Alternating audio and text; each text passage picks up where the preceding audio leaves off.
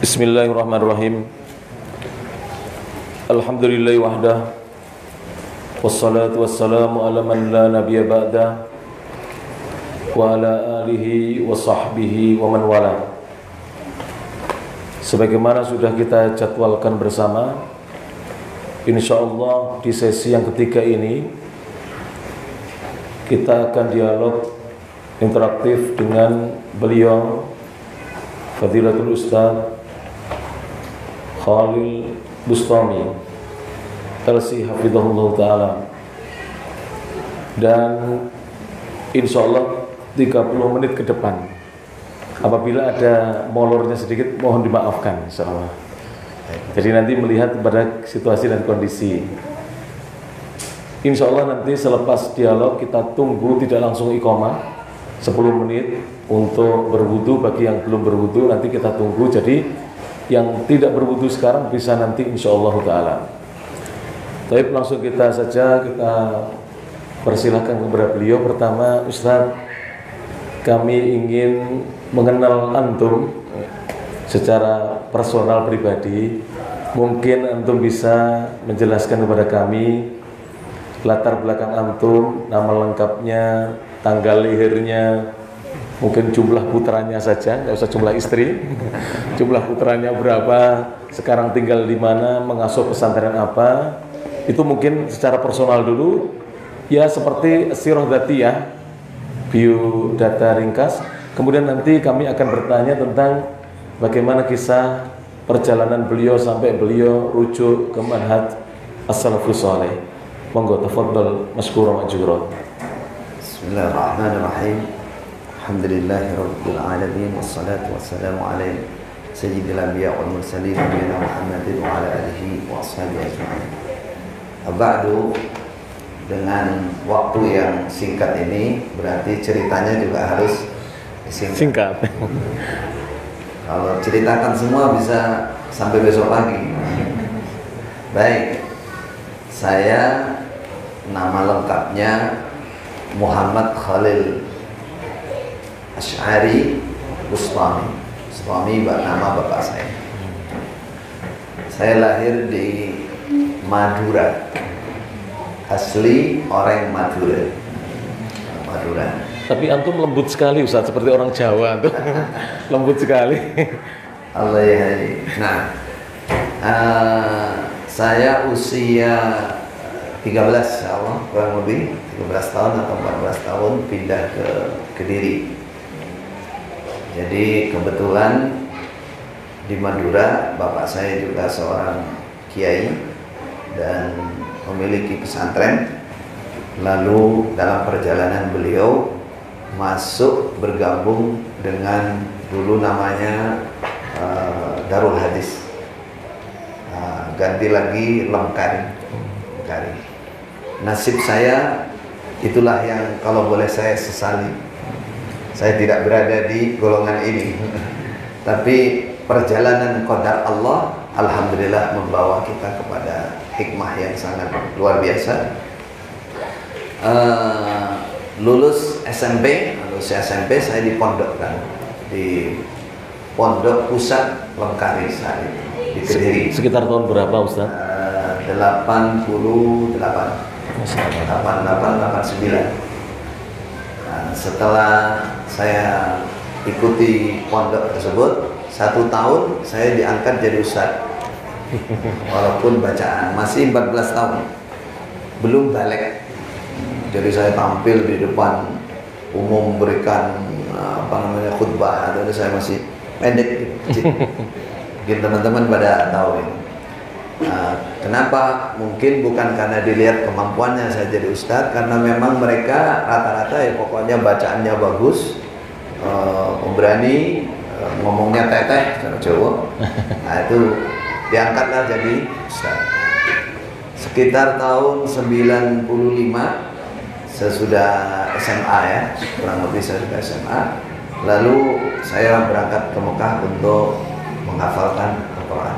Jadi sekitar 7 tahun di Pondok Kediri ya Ustaz ya? Kurang lebih 7 tahun, 6 tahun 7 tahun, Masya Allah. Berangkat ke Mekah, saya mabit atau tinggal di sana 2 tahun. tahun untuk menghafalkan Al-Quran. Namun saya memang belum bergabung ke majelis ilmu saat itu. Jadi hanya sekedar menghafalkan Quran karena doktrin yang saya terima saat itu bahwa di Masjidil Haram itu sudah tidak murni lagi. Sudah bukan Quran hadis yang murni menurut golongan Islam Jamaah atau Lengkari sama dulu. Dan nggak murni lagi Quran. Jadi saya dalam kondisi takut, ngeri ya, kadang-kadang lewat gitu aja. Ketika mendengar dalil yang biasa dibacakan di dalam, loh kok sama, tapi nggak berani. 2 tahun itu. Sampai kita selesai, saya 7 bulan, kurang lebih 7 bulan saya sudah selesai menghafalkan, lebih dari itu untuk murojaah sampai 2 tahun. Singkat cerita, saya kembali ke Indonesia, saya diambil menantu Masya Allah. oleh imamnya Islam Jamaah yang kedua. Imam kedua namanya Bapak Haji Syekh Abdul Zahir. Saya jadi menantu, ya bagaimana menantu lah, mungkin dibilang menantu emas ya menurut mereka karena sudah dari Mekah. Iya, Masya Allah. Disitulah, singkat cerita lagi, singkat aja, saya akhirnya kembali ke Mekah lagi. Mulai tahun-tahun itu 98 sampai sekitar tahun 2000, kadang di Mekah setengah tahun, di Indonesia setengah tahun, berapa bulan balik lagi gitu, sampai tahun 2000. Jadi sekitar 97 panjenengan menikah saja? Ya 98. 98. Mendapatkan putrinya imam yang kedua. Alhamdulillah. Ya, yang sekarang ibu ya, sekarang ini ya. Iya. Alhamdulillah. Ya, Hasan. Kemudian kembali lagi ke Saudi ya. Kenapa? Yang akan datang Allah A'lam. Masya Allah. Tadi kan singgungannya begitu. Allah mengasir. Jadi tahun 98 sampai 2000 saya bolak-balik ke Mekah. Itu pun kondisi masih belum berani. Belum belajar Ustaz. Belum belajar. Belum berani, nggak berani karena memang menakutkan sekali doktrin itu gitu. Kayak mau akan membawa ke neraka gitu. Neraka. Dulu dicontohkan seperti Bambang Irawan, mereka katakan Pak Bambang Irawan gara-gara mendengarkan di Mekah jadi murtad, menurut mereka murtad dari golongan mereka gitu. Iya, Haji Bambang Irawan Hafiluddin. Iya. Kemudian Hasyim Rifai. Kiai Haji Hasyim Rifai. Ya, Bapak masih ada beliau. Semoga Allah menyembuhkan. Amin ya rabbal alamin. Jadi mereka mengesankan seperti itu sehingga saya sampai akhirnya di Lemkari itu, di Islam Jamaah itu kan mereka sangat hulu, sangat mempercayai bahwa ilmu itu harus bersanad. Kalau tidak ada sanadnya berarti tidak mangkul, berarti tidak sah ilmunya, tidak boleh diamalkan, nggak boleh disampaikan. Nah, ketika mereka mau menyampaikan hadis yang Sunan Ibnu Majah, hadis ke-6 dari Kutubus Sittah, mereka bingung, sanadnya hilang. Nggak ada, yang ada hanya 5, nggak tahu dibaca apa di mana. Hilangnya gitu. Saya juga tanda tanya waktu itu, kalau hilang kenapa kok nggak dicari di Mekah? Diminta kembali. Ya. Akal sehat saya berkata seperti itu saat itu, sehingga saya 98, 99 saya izin ke mertua, saya balik ke Mekah, saya tak cari sanad ini, nggak mungkin tidak ada. Dulu di Mekah masa nggak ada. Singkat cerita saya dapatkan sanad itu ya sekitar tahun itu 99 dari Syekh Yahya maupun dari syekh-syekh yang lain. Saya dapatkan semacam munawalah atau ijazatul riwayat. Saya kembali, saya laporkan kepada mertua. Ini nyatanya di Mekah ada. Ya, beliau bilang begini, "Lah ya, saya ngutus bertahun-tahun itu katanya di Mekah tidak ada kemurnian, tidak ada sanad. Nyatanya ini ada." Beliau bersyukur, bangga, dan akhirnya mengutus saya kembali. Kan saya bilang, saya belum selesai ini Pak. Kalau hanya sanad ini apa gunanya? Saya bilang. Saya nggak belajar ke sana. Ya kamu nanti berangkat ke sana. Berangkatlah di tahun 2001, 2002. Itu yang ketiga kalinya. Ya. Keberangkatan ketiga. Lalu mungkin bisa di sana sampai 2011 awal. Bersama keluarga Ustaz? Ya, bersama keluarga. Berangkat anak 3, pulang anak 5. Alhamdulillah. Berarti berbuah. Ya. Nah, sekarang berapa Ustaz? Sekarang 7. Alhamdulillah. Alhamdulillah. Jadi singkat cerita juga, Masya Allah. ketika masuk di sana, mulailah saya mulazamah ke beberapa syekh, termasuk Syekh Yahya terutama Al-Mudarris, kemudian Syekh Al-Harari, guru besar Darul Hadis, kemudian Syekh Ali Adam, muridnya Al-Ethiopi. Ya. Syekh Basmul dan lain-lain. Jadi kalau sore sampai malam kita mulazamah. Setelah itu beberapa bulan saya masuk di sekolah Masjidil Haram, yaitu Ma'had Al-Haram Al-Syarif. Saat itu saya masuk langsung di Thanawi. Di Thanawi ada I'dadi, ada Thanawi, ada Ali. Ali itu muadalahnya Fakultas Syariah di Ummul Qura maupun di perjalanan waktu. Saya alhamdulillah, yang saya rasakan, saya memahami bahwa ternyata di dalam Islam Jamaah ini, dalam Lengkari ini, ada banyak sekali penyimpangan-penyimpangan, terutama dalam akidah. Sehingga total dalam kurang lebih 8 tahun, 9 tahun saya, ibaratnya di sana itu masih bunglon. Belum bisa terang-terangan. Kenapa? Karena kalau sampai terang-terangan, menurut mereka kepahaman berubah. Kepahaman berubah, maka pasti saya sudah ditendang dari awal. Mungkin dipulangkan. Ya, saya tekadnya saya harus selesai cari ilmu ini, harus sampai selesai. Itu Thanawi mulai 2001 Ustaz? Masuk Thanawi 2002 awal. 2002 awal. 2002. Jadi sebelumnya antum tadi ngendikan bahwa di komunitas antum sebelumnya tidak ada pelajaran akidah, betul itu Ustaz? Betul, tidak ada. Bahkan bahasa tauhid itu kayak suatu yang aneh. Yang paling mereka istilahnya itu tidak senangi dalam keilmuan secara agama itu kan teman-teman kita, ikhwan kita dari Nahdiyin ya. Iya. Jadi kalau mereka mendengar namanya tauhid itu dibilang ini ilmunya orang NU ini. Ini kitab karangan ini. Iya. Sehingga tidak ada pelajaran tauhid, pelajaran akidah nggak ada. Jadi langsung masuk ke Al-Qur'an, mereka maknai sendiri, mereka artinya maknai sendiri. Katanya ini mangkul dari imam pertama. Iya. Dari pindah ilmu itu ya itu aja. Tanpa merujuk ke tafsir, tanpa mengikuti kaedah bahasa Arab secara teliti, tidak ada. Mereka hanya nulis dikte. Nah, coro-coro utawi itu sorogan. Saya pernah Ustaz, itu sekitar tahun 2003 sampai 2004 sampai 2006. Itu bertemu dengan Preso dengan Ustaz Pak Mursyid insyaallah. Saya dipinjami kitab.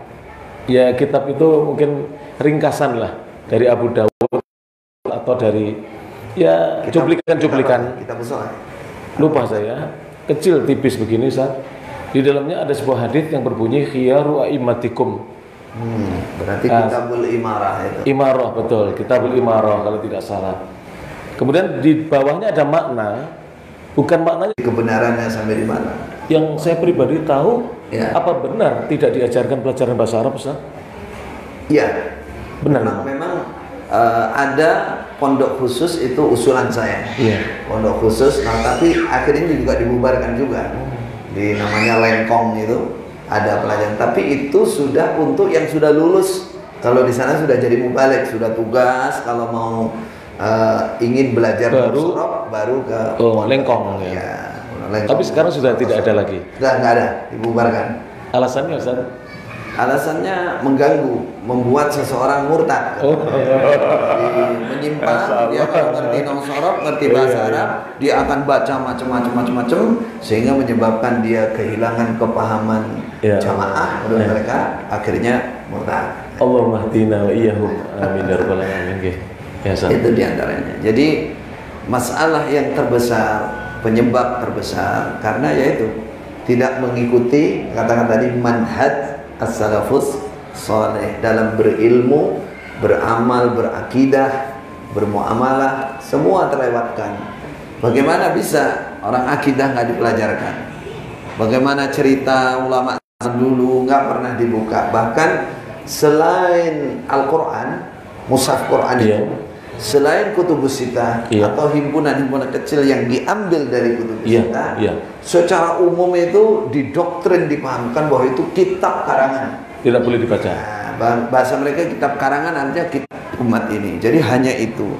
Yang kedua, Al-Quran dan hadis yang mereka pahami tidak mengikuti kaedah-kaedah bagaimana para ulama memahami Al-Quran dan hadis. Ya, itu penyebab utamanya, sehingga muncul banyak sekali penyimpangan-penyimpangan. Terutama saya dan teman-teman itu saat itu ingin meluruskan 3 hal.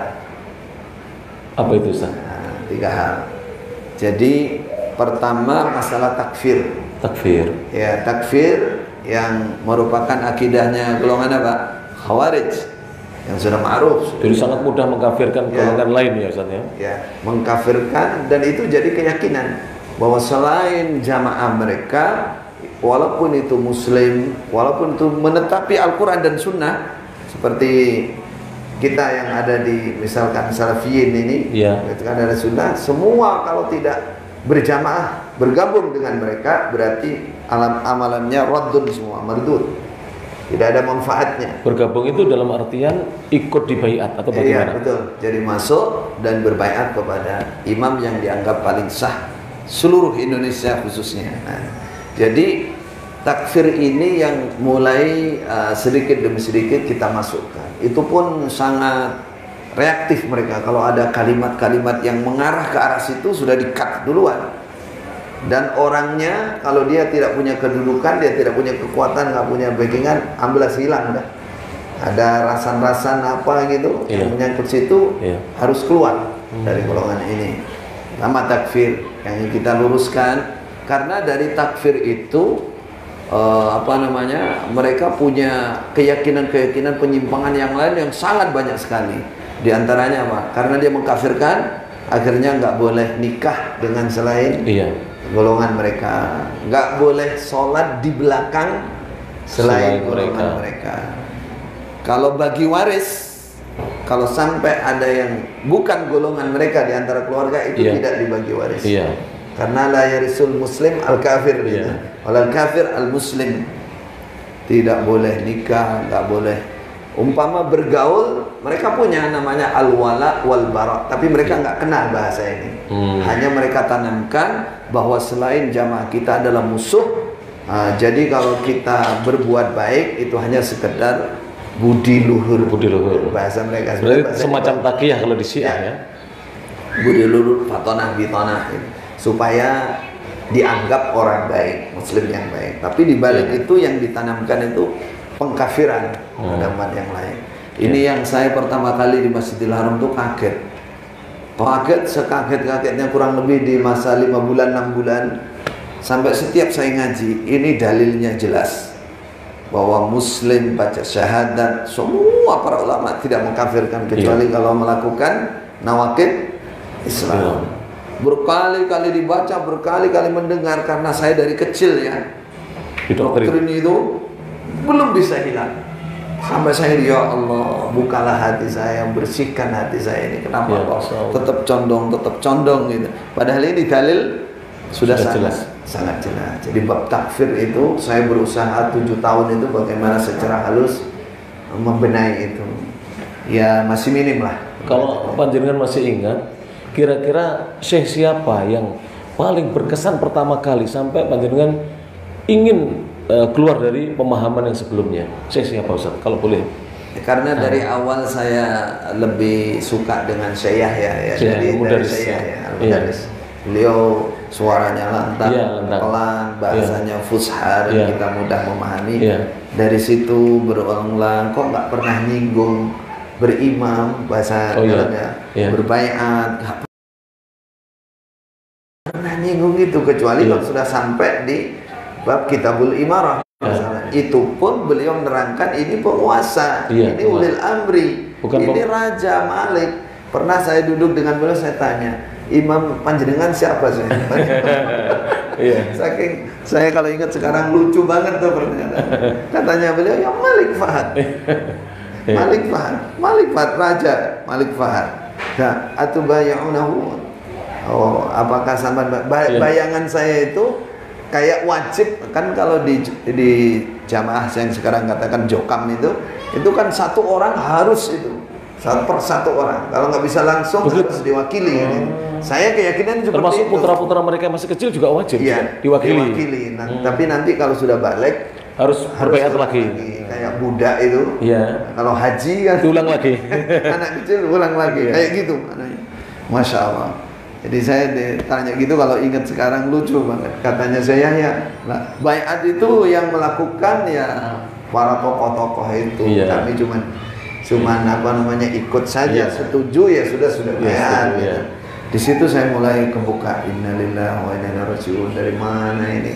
Dari ini. Pertama tadi takfir, kedua bab jamaah yang mereka yakini.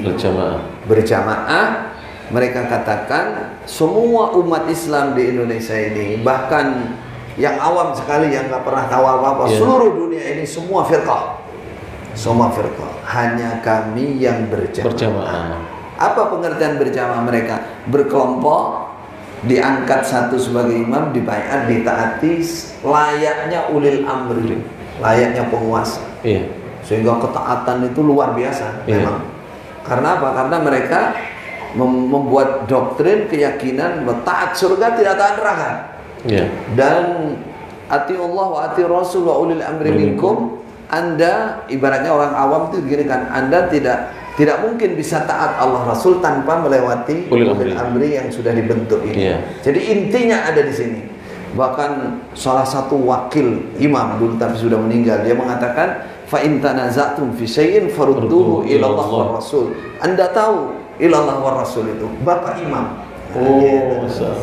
Jadi kamu nggak bisa apa-apa, segala sesuatu harus dikembalikan. Sehingga sampai saat ini itu masih gini bahasanya itu, walaupun dalil Quran hadis, tapi kalau tidak melewati ijtihad, kan dikatakan ijtihad imam, tidak, mereka punya pertemuan 1 bulan disebut dengan daerahan itu, kalau tidak keluar dari daerahan ini batal, tidak boleh diamalkan, nggak boleh digunakan.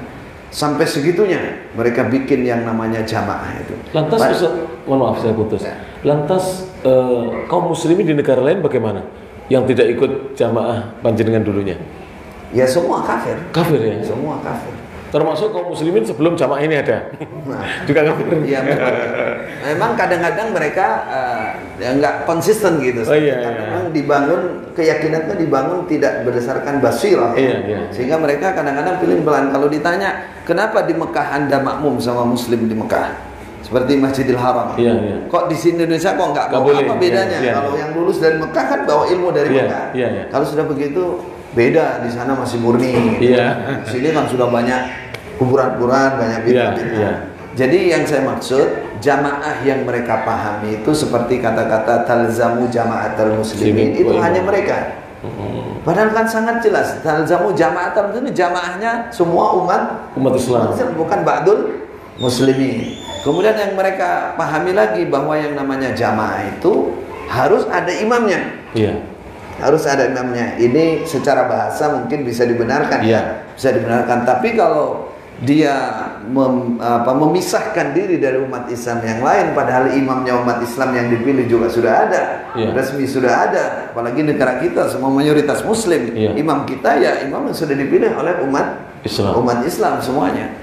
Mereka bikin imam sendiri dan menganggap yang paling sah. Nah ini yang saya sama teman-teman itu ingin menggiring mereka minimal gini, minimal sampai paham betul bahwa imam mereka itu adalah imam kelompok itu, gitu. Dan kelompok bukan itu imam kaum muslimin, bukan imam kaum muslimin, bukan imam al muslimin. Kalau imam kaum muslimin mana ada yang kenal? Lagi dibitonahkan, sampai gambaran bitonah mereka untuk imam mereka itu ibarat kemaluan.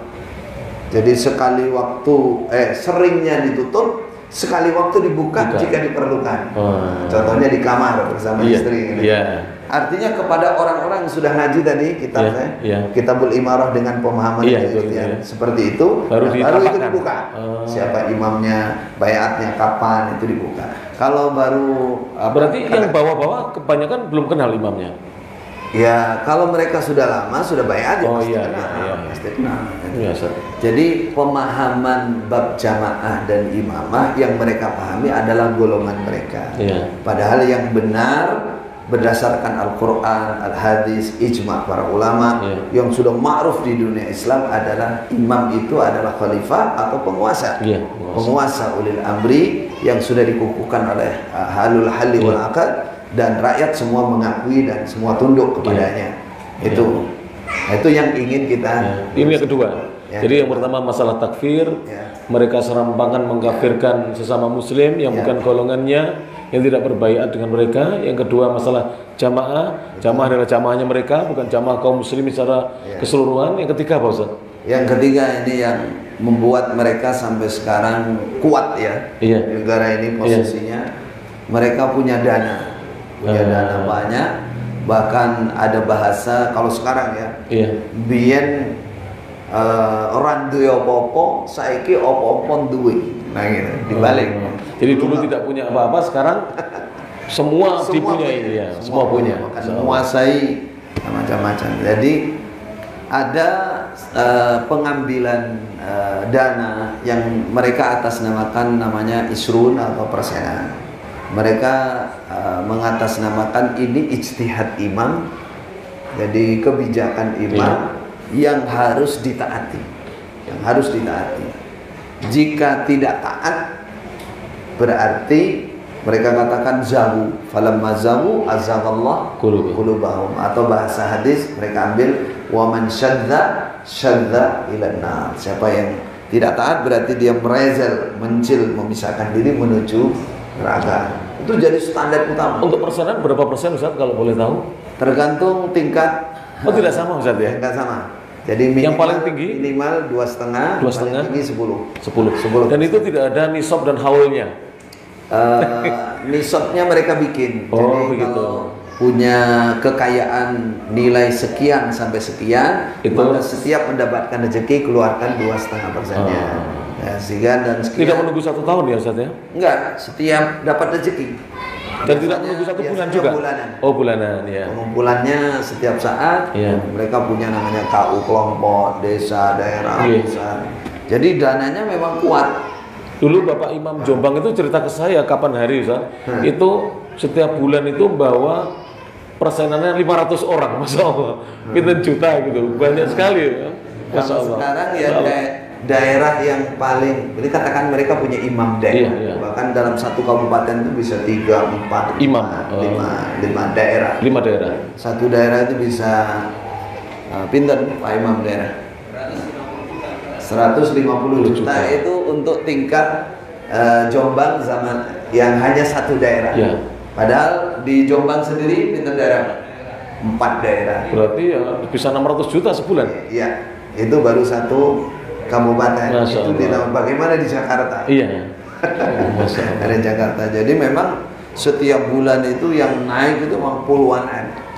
Puluhan. Jadi itulah yang mereka kelola, mereka namakan harta sabilillah. Yang mengetahui pengelolaannya itu dari jalur imam sama dari jalur keuangan. Nah ini yang dari awal kita ingin membenahi ini. Kita sebutkan secara halus. Kalau secara mujaharah terang-terangan itu ditolak sekali gitu. Kita ingin menggiring bagaimana kita katakan uang sabilillah, ayo kita bisniskan, bikin perusahaan, bikin hotel syariah. Nanti kalau sudah selesai semua, tiap daerah sudah nggak perlu setor lagi. Justru dari hasil itu dibagikan fakir. Itu rayuan lah, sedikit demi sedikit, tapi nggak memban. Jadi itulah yang 3 hal yang saya katakan sangat penyimpangan yang luar biasa yang perlu diluruskan dari golongan Islam jamaah yang ada saat ini. Saya punya pertanyaan lagi Ustaz, ini terkait Ustadz Abdul Aziz LC, Ustadz Abdul Masud LC, apakah hampir berbarengan ya tiga tokoh besar ini? Maksudnya rujuknya ke manhaj salaf. Alhamdulillah. Alhamdulillah. Nah, jadi saya itu karena dapatkan sanad tadi, adalah orang pertama yang diutus untuk belajar. Nah, sesudah saya paham, mulai mengerti beberapa bulan, mulai paham ini bukan manhaj salaf, ini manhaj talaf dalam pikiran saya saat itu. Ini perusak agama, ini bukan mengikuti manhaj as-salaf. Saya mulai mikir, kalau hanya saya sendirian yang paham ini, wah berat saya. Akhirnya saya telepon, saya kirim surat, saya rayu mertua saya supaya menambahkan talib baru. Akhirnya dikirimlah Ustadz Abdul Aziz, Abdullah Mas'ud dan lain-lain.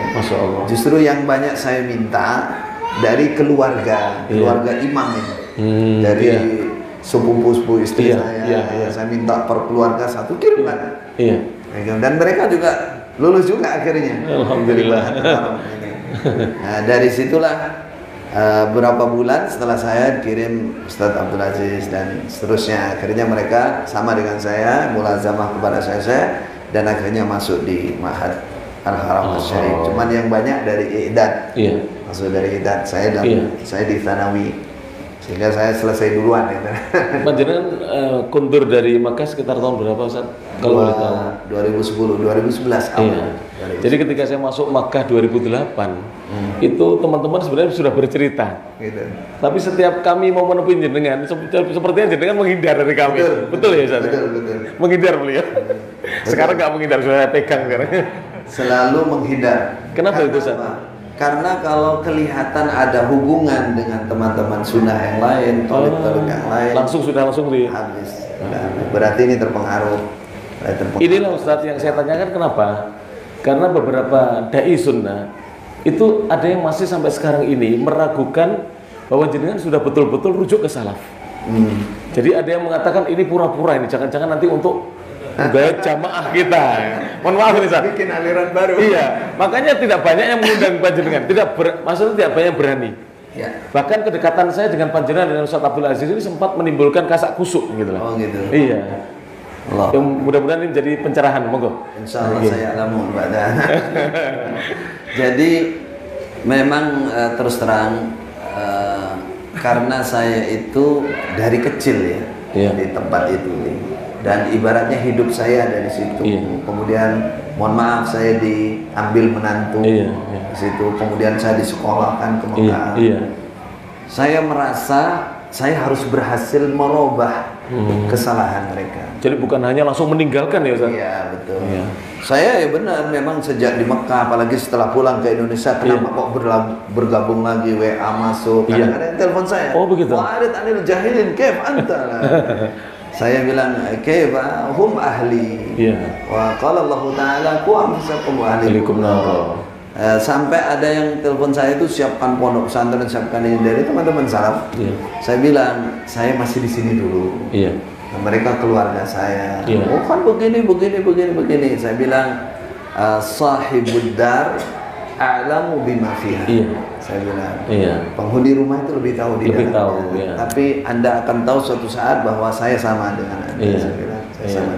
Jadi 7 tahun itu betul-betul yang kita hadapi itu kan orang tua, orang sepuh. Jadi 2010 sampai 2017 ya, Ustaz ya? Lama ya? 7 tahun.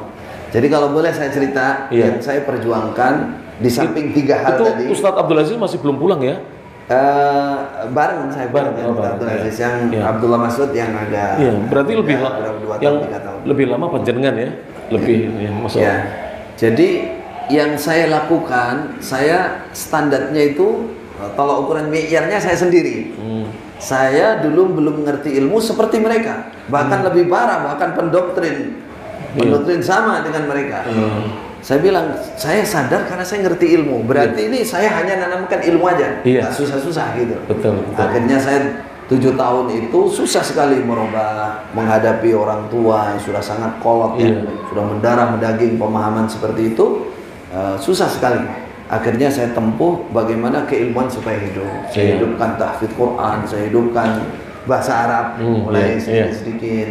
Kemudian saya kalau menyampaikan mulai pakai tafsir Ibnu Masya Katsir. Allah. Ya, Itu saya, di dalam ya, di dalam ya. iya, sampai setiap Jumat itu untuk para guru Iya. mereka dari pondok-pondok seluruh Iya. berkumpul sampai jumlahnya 1.600 orang seminggu sekali. Nah, itu saya masukkan Ibnu Katsir pelan-pelan dulu, nggak langsung bawa Ibnu Katsir saya ya. Pokoknya kan mereka tercengang kan, Iya. wah, ini bagus sekali, bagus sekali. Akhirnya nanya, ini dari mana? Baru saya tunjukkan, ini Rawahul Bukhari dari tafsir Ibnu Katsir ini. Masya Allah. Akhirnya mereka pada beli Masya Allah. Ibnu Katsir. Akhirnya imamnya, Iya. imam ini, Iya. imam yang sekarang ini, itu setuju, itu pakliknya istri saya. Oh, Masya Allah. Adiknya, Imam Iya, iya, adiknya. namanya Abdul Aziz Sultan Aulia. Iya. Itu setuju untuk diadakan asrama Masya. menurut mereka khataman Ibnu Katsir. Masya Allah. 2 bulan sebelum pelaksanaan ketahuan, saya ketahuan. Bagaimana ceritanya itu bisa Ceritanya, ketahuan? jadi untuk pembinaan ilmu secara umum seperti itu, tahfidz Quran, bahasa Arab mulai Iya. ditanamkan, Iya. akidah mulai saya masukkan Iya. sedikit. Cuman judulnya bukan tauhid. Bukan tauhid, judulnya Ar-Raja wal Khauf, Khaufatullah, Mahabbatullah Iya. gitu. Kalau langsung judul tauhid, nah hilang dari awal. Nah, ini salafi ini. Mereka pasti begitu. Nah, jelas ini. Terus saya di samping secara umum saya bertiga ya dengan Ustaz Abdul Aziz Abdul Mas'ud membentuk namanya Generus Ulama. Generus. Kalau saya bertiga itu namanya Paku Bumi. Paku Bumi itu apa, Ustaz? Ya, idanya dai atau ulama yang tertinggi dari Masya golongan Allah. pemuda, Paku Bumi, supaya bumi itu enggak. Berarti saya temannya Paku Bumi. Saat itu begitu, jadi Insya Allah sebentar lagi saya terkenal, temannya Paku Bumi. Walau dewe saat itu merasa paling top sebenarnya. Dan saya bikin Generus Ulama 50 orang. Masya Allah. Orang kita Generus itu apa artinya? Generus generasi penerus. Wah, generasi penerus ulama. Masya Allah. Kita ajak hafal Quran, kita ajarin nausara. Berarti yang sudah selesai apa? Ya sudah. Ya. Akhirnya kurang lebih 5 tahun, 6 tahun lah. Ya. Mereka tanpa saya istilahnya saya didik secara khusus untuk memahami manhaj salaf. Sudah paham? Sudah paham mereka secara halus. Ada yang tidak kuat. 4 orang semuanya. Akhirnya mereka pergi tanpa Tidak kuat maksudnya? Tidak kuat? Tidak kuat di dalam. Oh. Jadi dia tetap memegangi yang lama? Enggak, dia tidak kuat dengan paham. sudah paham tidak kuat di dalam. Dia tidak bertahan. Jadi sudah paham tidak kuat dengan realita di dalam. Ya, saya ajak untuk sabar nggak bisa. Saya tinggal ke luar negeri, pergi dia. Bergabung ke Ustadz Abdul Horoi. Iya, Pandeglang. Akhirnya salah satu dia sampai mantu juga. Oh, masalah. Ustadz Abdullah. Nah, itulah Penyebab panjenengan ketahuan. katanya mereka kalau muridnya begini berarti gurunya seperti itu. Iya. sama ini. Guru kencing Berdiri, murid kencing berlari. Dari situlah kita Itu tahun berapa mulai ketahuan, Ustaz? ya 2017 18, 17. Tapi panjenengan masih tinggal di dalam tuh? Ya, masih tinggal di dalam. Nah, 2 proses yang saya jalani saat itu. Pertama namanya DNA, dinonaktifkan. DNA, dinonaktifkan. Saya dibiarkan dan teman-teman bertiga itu 1 tahun. Kenapa saya masih bertahan? Karena saya masih menunggu kajian tafsir Ibnu Katsir ini. Barangkali bisa dilaksanakan. Gitu ya. Di situ saya akan menjelaskan semuanya, fikih, usul fikih dan bab khalifah kan ada di awal surat Baqarah itu. Iya. Kalau sudah berkumpul hataman itu biasa sampai 16.000 orang. 16.000. Dari luar daerah seluruh Indonesia. Itu sampai berapa hari biasanya, Ustaz, pelaksanaannya? Ya tergantung kitabnya yang dikaji. Bisa 1 minggu, 10 hari. Cukup ya semua lokasi pesantren cukup. Ya, sistemnya ya seperti itu tadi, jadi dibaca, mereka nulis dengan cepat. Iya. Kalau mereka Wah, ini berarti kesempatan ya untuk ya itu yang saya tunggu sehingga di masa DNA itu namanya dinonaktifkan, kami masih bersabar setahun itu nunggu. Di ujung 1 tahun Bapak Imam masih sugeng waktu itu, masih hidup. Yang Bapak Imam yang kedua sudah nggak ada dari 2006. Waktu sudah semasa lama. saya di Mekah. Saya di Mekah ini yang ketiga. Jadi masa 10 bulan, 11 bulan kita sabar menunggu. Kita sudah DNA, nggak boleh ngimami, nggak boleh ngajar, nggak boleh macam-macam. Dan suara-suara fitnah itu sudah disebar. Tapi masih disapa Ustaz kalau ketemu? Ya banyak orang takut karena kalau orang dekat itu berarti katut gitu, pengaruh gitu. Nah di ujung 11 bulan itu barulah ada namanya majelis tabayun, klarifikasi 3 kali. Nah disitulah cerita singkatnya. Karena saya merasa bahwa kemungkinan besar saya bertiga pasti dikeluarkan, maka disitulah kita garap. Sebutkan dalam 3 pertemuan. Di majelis itu banyak petinggi yang hadir. Ya petinggi semua yang hadir. Bapak Imam, Bapak Wakil Mat, wakilnya Imam, kemudian Paku Bumi, orang-orang khusus itu. Paku Bumi, Paku Tutur nggak masuk. Orang atas saja. Di situ apalagi Paku Usuk ya. Jadi saat itu ya kesempatan. Termasuk klarifikasi terakhir itu, wah ini kesempatan terakhir ini. Nah, maka kita bahas masalah takfir, masalah bab jamaah ini, masalah mengkafirkan orang, bahas tuntas di situ. Besoknya langsung mereka bingung untuk memutuskan apa. Karena apa? Kata imamnya ini, lho sing diomong kabeh dalil piye carane? Dalil kabeh. Masyaallah. Ada salah satu wakil. Apa ada bibit-bibit mulai sadar atau bagaimana Ustaz? Saya kira dengan penjelasan kami itu ibaratnya orang rendah IQ-nya saja paham. Karena kita terangkan menurut kenyataannya begini, ayatnya begini, nggak terbantahkan. Bahkan di pertemuan terakhir itu nggak ada satupun yang membantah. Ada satu orang yang ditugaskan untuk membantah saya, 2 kali ngomong saya sekat, habis dia. Masalahnya dia patuh dudul itu, bukan Paku Bumi. Masya Allah. Jadi kata imamnya ini di hari kedua sebelum pertemuan diumumkan daerahan namanya pertemuan seluruh Indonesia kan, nah, itu imamnya bingung, wah apa sih dia ngomong dalil ke piye caranya. Baru salah satu wakilnya dia yang ahli strategi ini, oh ngeten mawon, gini aja. Jadi kita bilang memang yang diomongkan Pak Khalil, Pak Abdul Aziz, Pak Mas'ud semua dalil.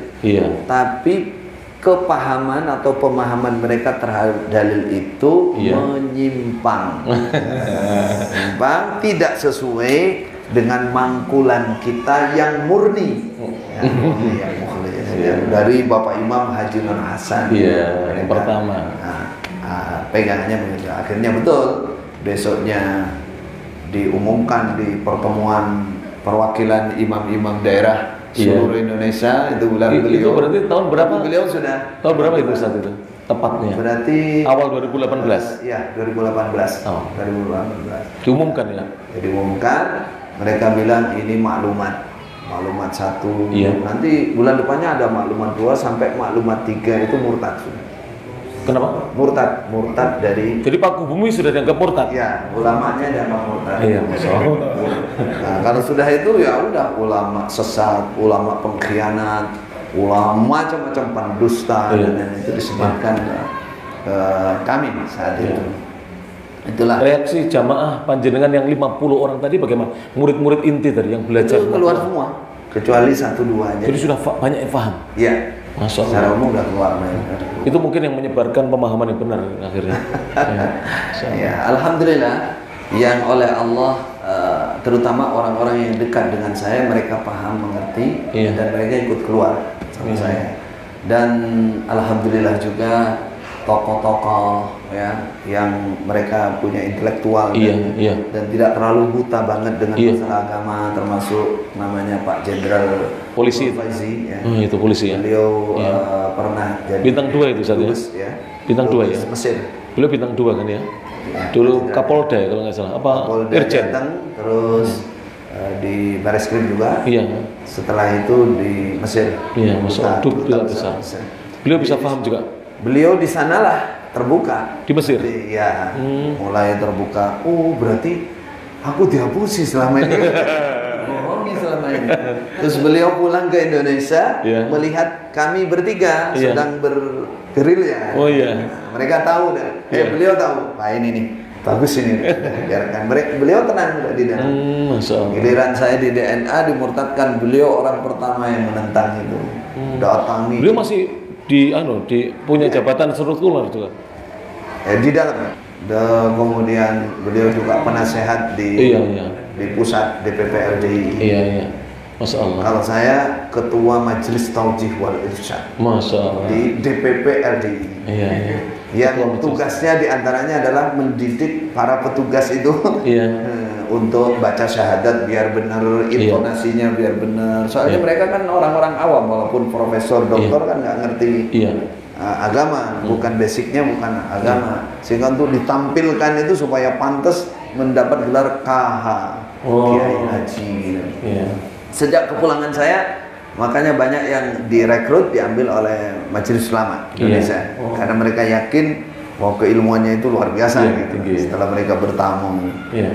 alhamdulillah sekarang setelah saya dikeluarkan dari Majelis Ulama terutama pusat, akhirnya pantau ulang. Ada apa ini? Ada apa? Iya. Akhirnya insya Allah Majelis Ulama sekarang mulai bersih-bersih dari anggota dari Islam Jamaah. Sempat banyak yang masuk di sana. Banyak. Semenjak saya pulang, karena programnya itu diundangi, ulama-ulama diundang, terus kita sebutkan di LD itu begini. Artinya kita terangkan keilmuan secara yang sudah ma'ruf. Dikiranya begitu, padahal di belakang masih koyong menunggui.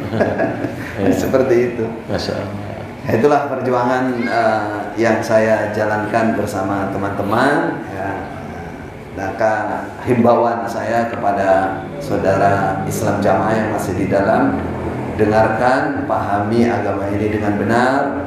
Tolong Anda keluar dari ikatan-ikatan doktrin itu dan membaca, mendengar dari para ulama sehingga bisa terbuka dan mengerti apa Islam rahmatan lil alamin, insyaallah. Insyaallah. Sebagai penutup Ustaz, mungkin nasihat singkat buat semuanya, tidak hanya kepada mereka-mereka yang masih tergabung, tapi kepada seluruh kaum muslimin, khususnya para pemuda ini, Ustaz. Karena sekarang ini saya melihat realitas pemuda ini jauh dari agama. Bahkan semangat pemuda untuk mempelajari agama sangat-sangat minim ya. Mungkin nasihat singkat 5 menit Ustaz sebagai penutup dari dialog interaktif ini. Monggo silakan. Baik. Sayati alaikum zamanun la yabqa minal Qur'an illa rasmuhu wa la minal Islam illa ismuhu. Memang kita lihat saat ini mazahir yang tampak di depan mata, di samping memang ini pengaruh dari kerusakan zaman ya, akhir zaman Rasulullah sudah sabda seperti itu, tapi juga memang indikasi yang bisa kita lihat juga ada dari orang-orang yang tidak senang dengan Islam, dia akan menghancurkan Islam kita ini. Maka para pemuda, khususnya pemuda yang masih punya kesempatan dan punya kemampuan untuk mencari ilmu, hendaklah melonggarkan diri, menyelamatkan Islam dan menyelamatkan umat ini. Kalau kita boleh berharap, ini masih harapannya masih luas kan? Kan belum datang Imam Mahdi, datang Nabi Isa, artinya Islam itu masih dijanjikan ada kemenangan di akhir zaman. Kemenangan di akhir zaman. Barangkali kita adalah salah satu bagian dari walaupun memulai, kalau ibarat pohon kita akarnya sebagian lumayan, kita punya andil, kita punya saham kebaikan amal jariah di situ dengan cara menghidupkan ilmu, mempelajari Alkitab dan Sunnah. Dan ini yang kita harapkan. Karena apa? Karena ketika Islam itu kembali sebagaimana sabda Rasulullah, badal Islam ghariban wa sayaudu ghariban kama bada'a fatuba lil ghuraba.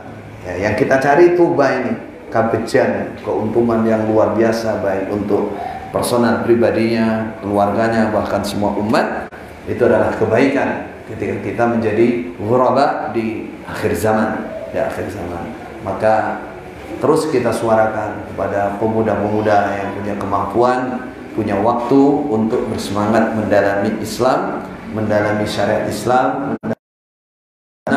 karena kalau bahasa Indonesia karena biasa hilanglah rasa. Disebutkan dalam bahasa Arab, kathratul imsas yudhibul ihsas. Sesuatu yang berat yang kita bayangkan sulit itu kalau kita jalani sedikit-sedikit. Quran lidzikri fahal Mudzakir. Ilmu itu kan standarnya hanya di hafalan itu. Paham, hafal ya sudah alim. Bal huwa ayatun bayyinatun fi suduril ladzina utul ilm. Ayat yang sangat jelas yang berada di dada orang-orang yang diberi ilmu. Artinya hafal. Nah, begitu juga orang yang sudah berhasil menghafalkan Quran atau sedikit dari beberapa juz Quran, nanti menghafalkan yang lain mudah. Masya Allah. Ada mudah. Jadi jangan ada bayangan bahwa menghafalkan ilmu itu sulit. Lakukan, persungguh, ikhlas, manjadda wajad. Walladzina jahadu fina lanahdiyannahum subulana. Itu kemudahan. Maka tolong kuatkan keyakinannya. Jadilah manusia penyelamat umat. Penyelamat umat. Memang kalau melihat seperti di negara kita ini saja, umat Islam mayoritas. Tapi bagaimana setelah kita tinjau dari Islam yang sesungguhnya, dari adabnya, akhlaknya, tabiatnya, ya sudah jauh dari Islam. Ketika saya datang di Jepang melihat tertib, itu perasaan, loh ini apa orang Islam semua? Seharusnya kan orang Islam yang seperti itu. Adab orang Islam kadang dikatakan apa? Al-Islam mahjubun bil muslimin. Jadilah kita penengah, jadilah kita orang yang punya himmah aliyah, cita-cita mulia untuk menyelamatkan Islam kita. Alhamdulillah. Insyaallah jadi jariah bagi kita. Jadi kesimpulannya nasihat untuk para pemuda dan seluruh kaum muslimin, iso jalaran soko kulino. Jadi kita bisa karena kita terbiasa. Insya Allah bapak-bapak yang biasa naik motor itu karena terbiasa, akhirnya bisa. Bahkan pegang setir hanya tangan satu pun bisa. Termasuk yang nyupir. Maka pemuda-pemuda jangan putus asa. Beliau sudah menyampaikan pada kita, bahkan pengalaman beliau pribadi 7 bulan selesai hafalan Quran. Maka mari para jemaah semangat, khususnya anak-anak muda, ayo semangat. Ini pendahulu-pendahulu kita, mudah-mudahan bermanfaat Ustaz.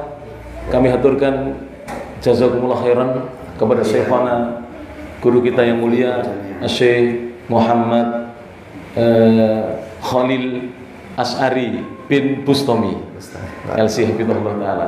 Ini nama lengkapnya beliau Muhammad Khalil Asy'ari bin Bustami. Kalau Hafizahullah Ta'ala di Ma'had Haram Khalil Bustami. Khalil Bustami. Mudah-mudahan beliau senantiasa diberi kesehatan, dijaga oleh Allah, tetap istiqomah di atas iman dan Islam, tetap istiqomah mendakwahkan Islam yang murni sesuai dengan petunjuk Al-Quran dan Sunnah, selaras dengan pemahaman as-salafus saleh. Terima kasih kepada beliau dan rombongan, kepada ibu, kepada putra-putri beliau tadi yang ikut serta juga, kepada tim dari pesantren beliau yang mempertemukan kita. Karena terus terang masih ada ustadz yang mengatakan kepada saya, hati-hati. Khalil Bustami kuwi engko gek-gek jek nyelubuk.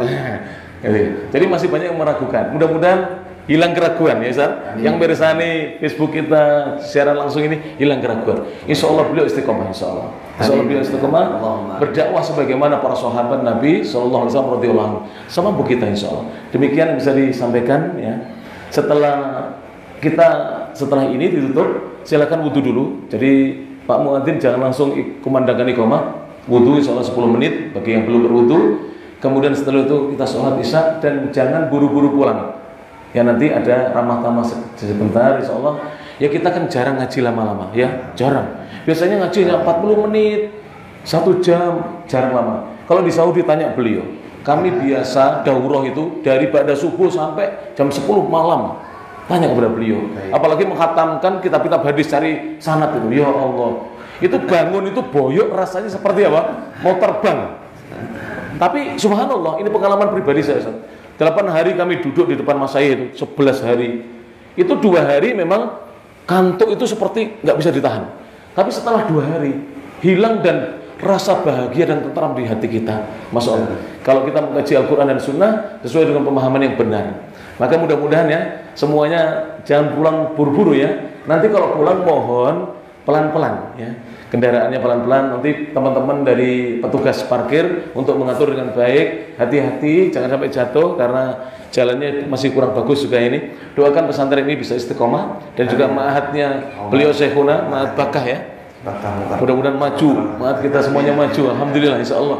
Mudah-mudahan ribuan santrinya insyaallah taala. Amin ya rabbal alamin insyaallah. Dan semuanya di atas manhaj yang benar insyaallah taala.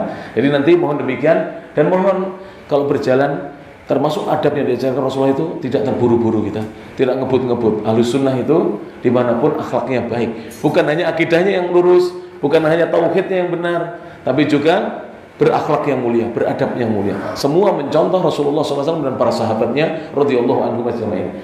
Syukran jazilan kepada semuanya, jazakumullah khairan, terutama kepada kru tim dari Ustaz Khalil maupun dari tim At-Tirmidzi. Alhamdulillah sudah berapa jam ini tadi ya?